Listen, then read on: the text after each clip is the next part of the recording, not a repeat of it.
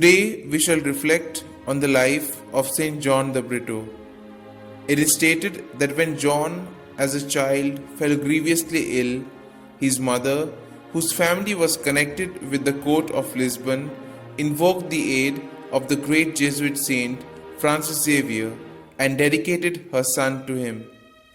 In answer to her prayers, he recovered, and his mother vested him for a year in the garb worn in those days by the Jesuit fathers.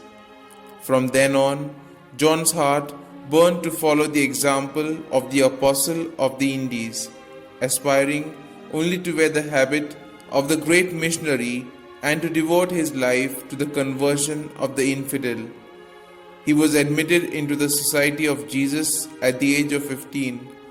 His success in studies was so remarkable that great efforts were made after his ordination to keep him in Portugal, but grace triumphed, and in 1673 he set sail for Goa with 16 of his fellow Jesuits.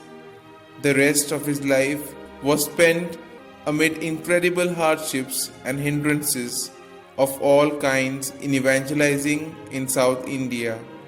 When his mother became aware of his proposed trip to the Indies, she used all influence possible to prevent him from leaving his own country, even persuading the papal nuncio to intervene.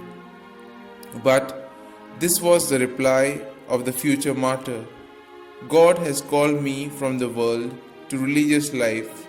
Now he calls me from Portugal to India.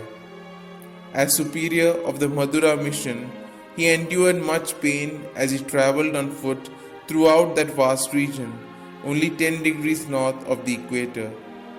Those who worked with him in their letters to Europe speak in glowing terms of his courage and devotion, of the extraordinary austerity of his life, and the rich harvest of conversions which were the fruit of his labors.